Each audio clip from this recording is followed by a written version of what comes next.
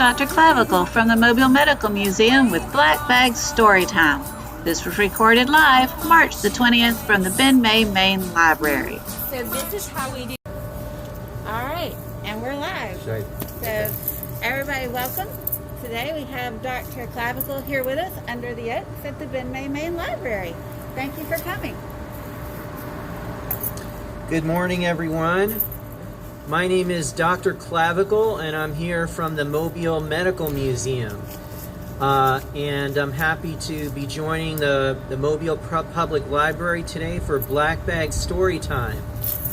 So, first thing I want to do is read our story today, and it's called A Drop of Blood.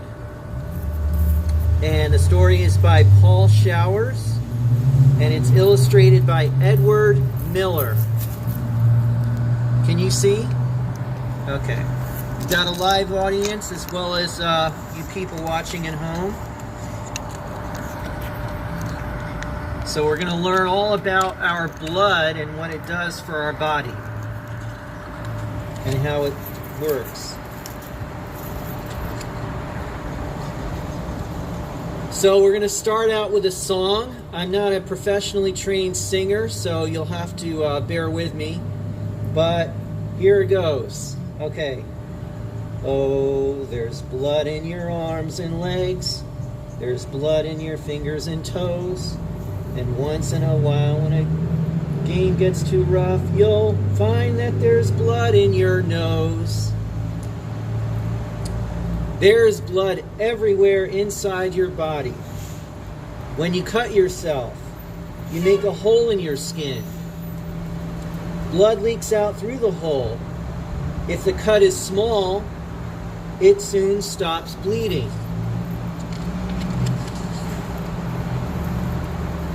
You don't have to cut yourself or bump yourself to find out where the blood is. You can see where it is. You can look at your blood with a flashlight. Go into the bathroom tonight and shut the door. So, if you do this at home, number one, get your parents' permission. They should participate with you. And number two, you're going to want to carefully clean that flashlight. Anytime you put something in or near your mouth, you want to make sure that it's really, really clean. But go into the bathroom, shut the door, turn the flashlight on in the dark, and then hold your fingers over the light. What color are they? They're going to be red. Now here's part two of the experiment. Look in the mirror in the dark. Hold the flashlight behind your ear. What color is your ear? What color you think it is? It's going to be red again. Shine the flashlight in your mouth. What color are your cheeks? The blood in your fingers and your ear and your cheeks makes them look red.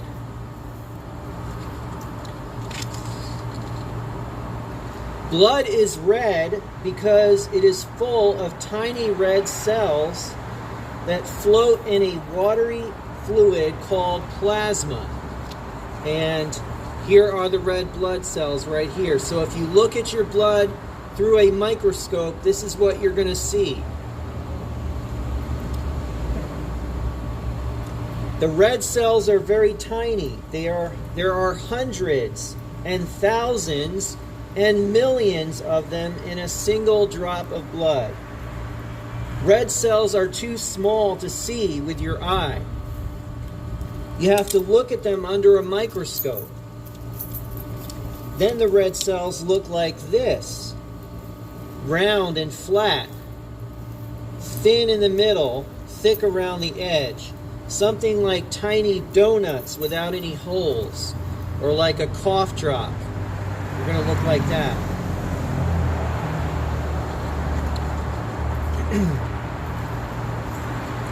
So this guy, this vampire is sleeping. And what's happening? The blood is always moving inside your body. Your heart pumps it and keeps it moving. It moves through little tubes, your blood vessels. It moves out to the tips of your fingers. It moves up to your head and down to your toes. Even when you're sleeping, you don't know it, but your blood is pumping. Your brain is sending signals to all your organs to keep them working even when you are sleeping. The red cells in your blood carry oxygen. Oxygen is part of the air you breathe. Every time you breathe in, you're going to breathe in some oxygen. You cannot see oxygen, but you cannot live without it. Your body has to have oxygen every minute. You breathe oxygen into your lungs. The red cells in your blood take the oxygen from your lungs, and they carry that oxygen to every part of your body. They carry oxygen to your muscles, to your bones, your brain, your stomach and intestines, your heart, all the parts that are inside your body. And this shows the inside of your lung. Here's the oxygen, these little white parts, and they travel from the vessels in your lung to your blood vessels and then all throughout your body. And here's where they go. They go to your brain, your esophagus, your blood vessels, your stomach, your intestines. Your body needs food as well as oxygen. When you eat, the food goes down to your stomach and your intestines. Their food is changed into a fluid.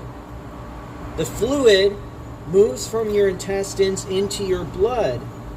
You cannot see the food anymore, even under a microscope, but it is in your blood.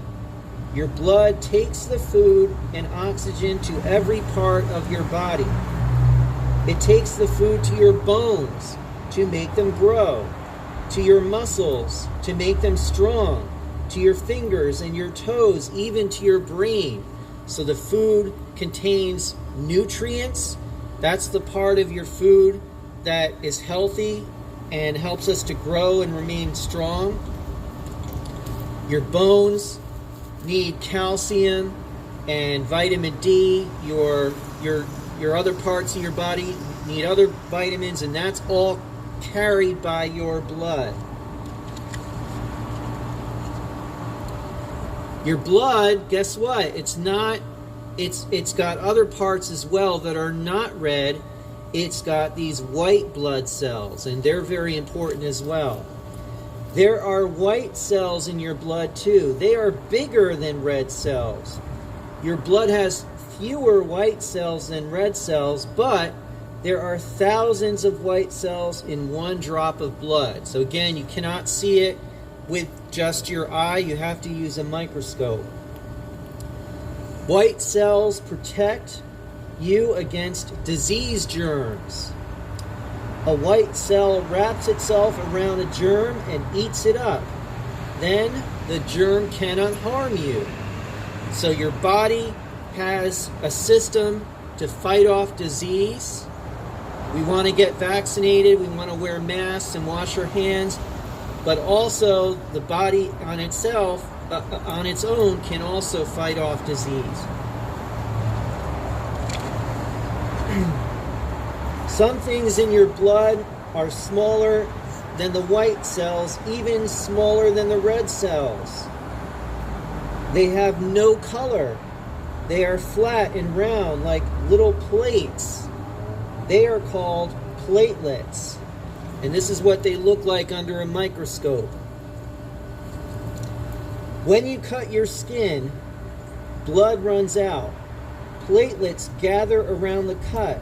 They form a plug that helps stop the bleeding. If your blood forms a clot, you'll stop bleeding and you won't lose too much blood. If you lose too much blood, you could die. So they're very, very important. Platelets pour in through the blood vessels to plug up the cut. Next, the blood begins to clot. Tiny threads called fibrin form in the plasma. The fibrin threads make a net across the cut. Red cells and white cells are caught in the net. Soon, the net becomes thick with red and white cells. A clot has formed. The blood cannot flow through the clot. The bleeding stops. The clot hardens and becomes a scab. Later, new skin will grow under the scab and close the cut. How many of you at home and here have gotten a cut before? Have you gotten a cut? Yeah? So it bleeds for a bit. You wash it off. You put a Band-Aid over it. Wait for it to heal. It clots, forms a scab. The scab comes off and new skin appears and it heals. Little people do not need much blood. Kathy is 1 year old. She weighs 24 pounds. She has about 1.5 pints of blood in her body. That is less than 1 quart. Bigger people need more blood. Russell is 11 years old. He weighs 88 pounds. He has about 5.5 pints of blood in his body. That is a little less than 3 quarts.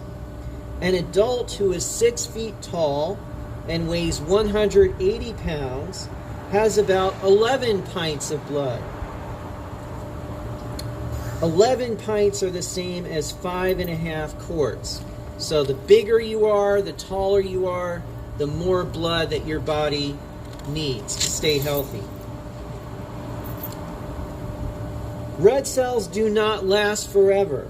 They wear out. White cells and platelets wear out too, but your body makes new red and white cells and new platelets every day. When you cut yourself, you lose some blood.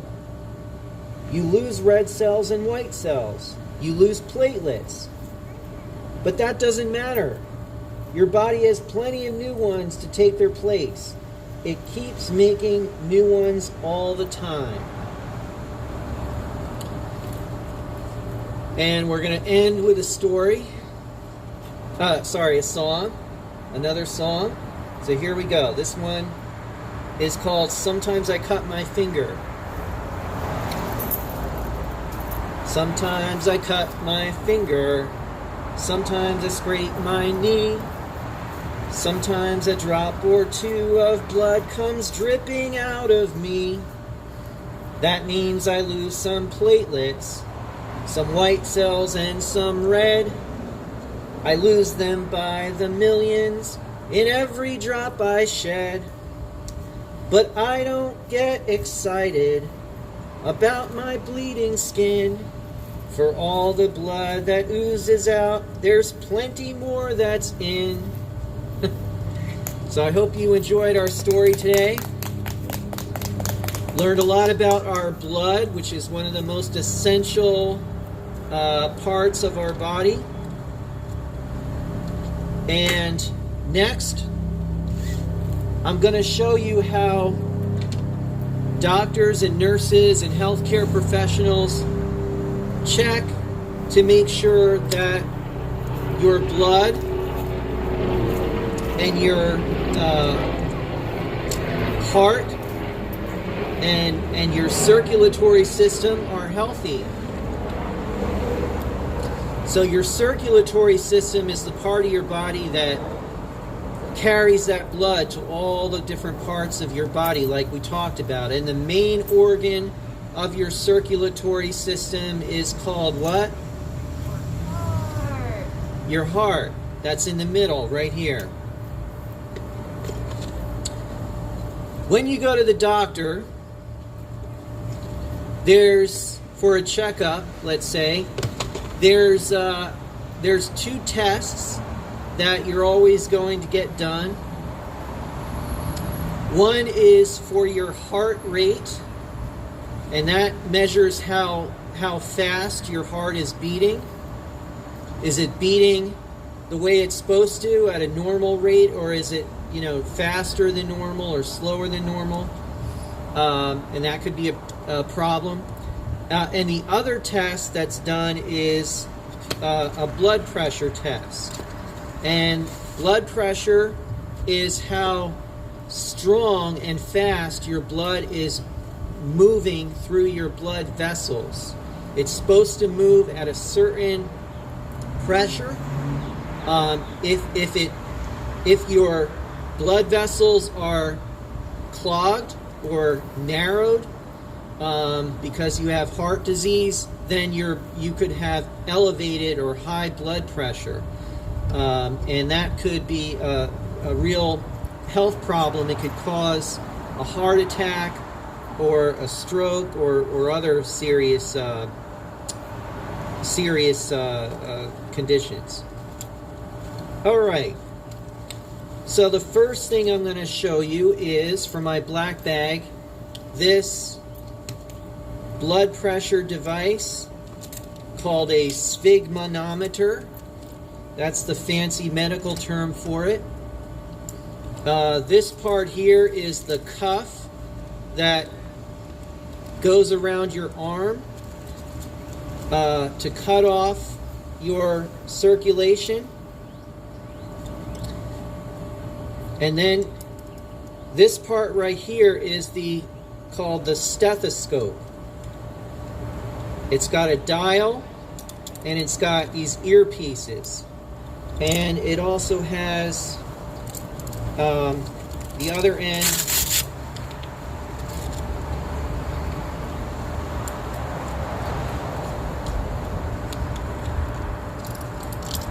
Excuse me a minute.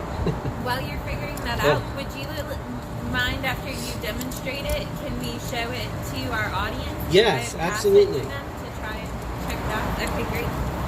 The other end is this part here. That's the chest piece.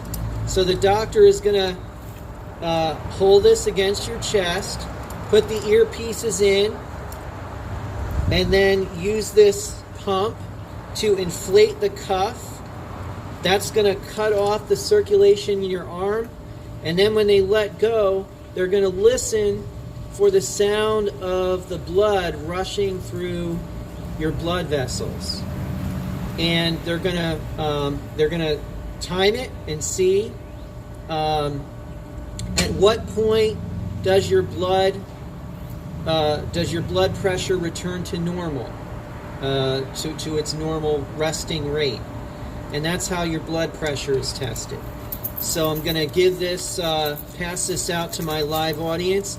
Now remember, if you try this at home, anytime you put anything in your ear or in your mouth, you want to wash it off. You want to clean it very thoroughly, because disease, bacteria can spread in there and cause an infection, cause illness.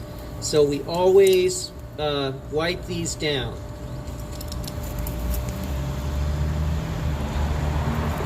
I also brought for us a couple of really old stethoscopes to show you what they used to look like hundreds of years ago. This is a replica, a model of the first stethoscope ever made.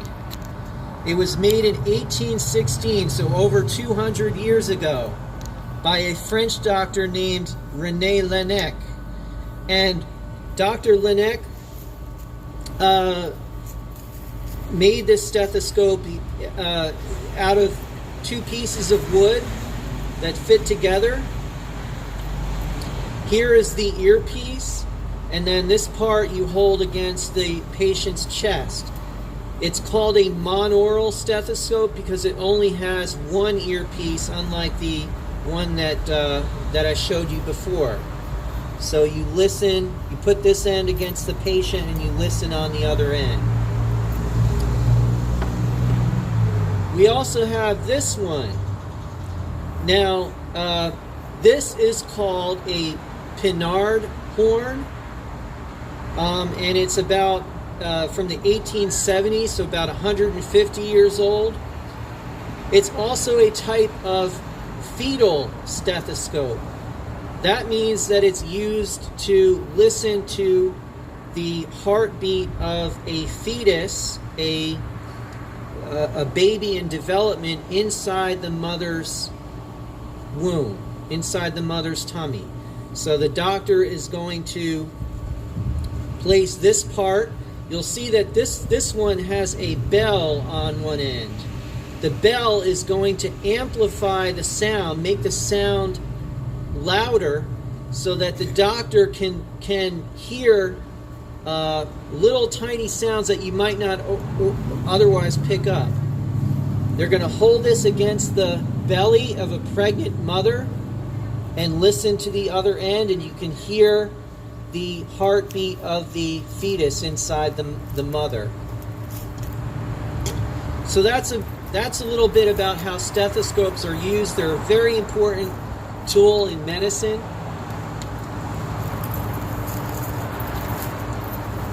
You listen for heart rate, you listen for congestion in your lungs or in your blood vessels, you listen for the heart rate of a fetus, a child inside a pregnant mother, and then you determine whether those symptoms are healthy or signs of disease.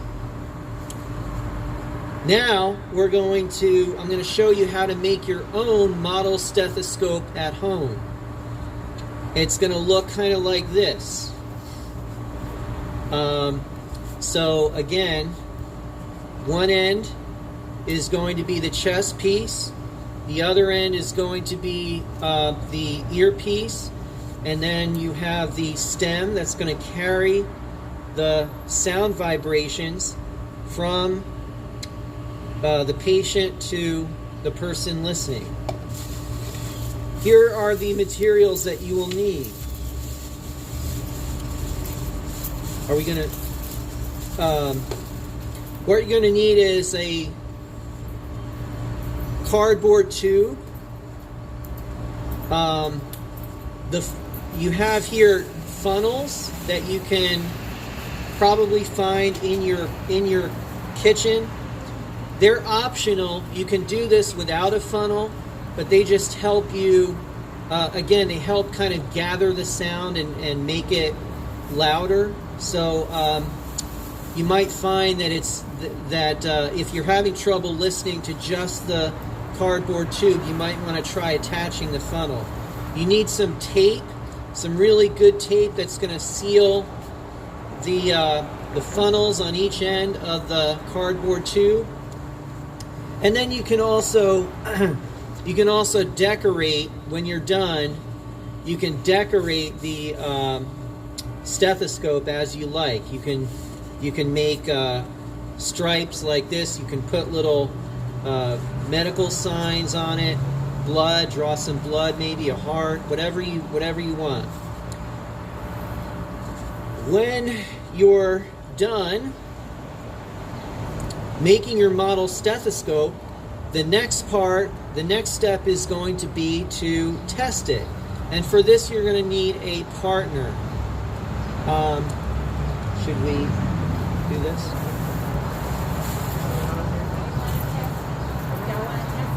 One of you want to do it with her? Yeah, that'd be great. Okay. So one of you is going to be the doctor, and the other is going to be the patient. Do this with, if you're doing this at home, do it with somebody in your household.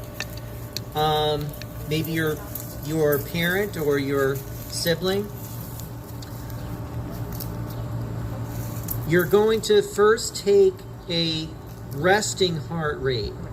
So that's just where you're standing still, or you're sitting down, you're relaxed, you're breathing normally, and your partner is going to be the the doctor, they're going to hold the chest piece right up against your heart like this, and then they're going to listen on the other end. And you're going to do that for 60 seconds. So have your partner time this for 60 seconds, count to 60, and then you'll get your they'll count up how many heartbeats they hear in that 60-second period. When you're first born, you're going to have a very fast, comparatively fast heartbeat. Newborn babies have a heart rate of 70 to 190 beats per minute. And then as you get older, it gets progressively slower. If you're, let's say, a child of 5 to 6 years old, you're going to have a heartbeat of a normal heart rate would be between 75 to 115 beats per minute. And that's a resting heart rate. The next step is you're going to do a little bit of exercise. So you could do some jumping jacks, you could run in place, you could do some push-ups, whatever your favorite exercise is, and do that for a couple of minutes. And then you're going to take the heart rate again and see what happens. Do the same thing, put the chest piece against your patient, the doctor listens in on one end. What do you think is going to happen to your heart rate? So you're moving around, your muscles are moving, your muscles and your body parts, your bones, everything that's in motion is going to burn off energy, and your body requires what from your blood? Oxygen. And to deliver that oxygen to all your muscles that are burning a lot of energy off, your heart is going to have to work harder. So your heartbeat is going to accelerate. It's gonna quicken up. So your active heart rate will be, it should be a lot faster than your resting heart rate. And you can do that for 7 days and see, if your heart rate, your resting heart rate and your active heart rate are constant, or if there are changes during that time. But that's how your heart rate is tested with a stethoscope. And the next time that you go to the doctor's office for a checkup, you will probably see them do this. And if you remember your numbers, if you remember your heart rate that you took at home, you can see if it matches the heart rate that you have when you go to the doctor's office. That's all the time we have for today. Okay, I would like to step in, if you're done, and tell them about some of the other exciting that we've got. So, today, we're going to get their heart rates going. So you can test your stethoscope if you want. We're going to teach you to practice activities with our workout course that you can do. Behind me is the workout course. You can try doing some jumping jacks and sit-ups and burpees and running in place and hopping on one foot. Can you hop on one foot this morning? Cool. Good, you can. All right, so there's a workout course to get your heart going. And then we have a piece of paper in your kit. You can wad this up to become an oxygen molecule and see if you can ring the hoop on goal with your oxygen molecule. We have some white blood cells that you can toss at the heart for a ring toss to see if you can get the heart going. Play with the heart that way. And then we're sending home with you a starter kit for your stethoscope. So once you learn the exercises and you make your stethoscope at home, you can do the exercises and see how much faster your heart is beating. Thank you so much for watching at home. We hope you'll tune in next time and come out and see us when we do Black Bag Story Time again.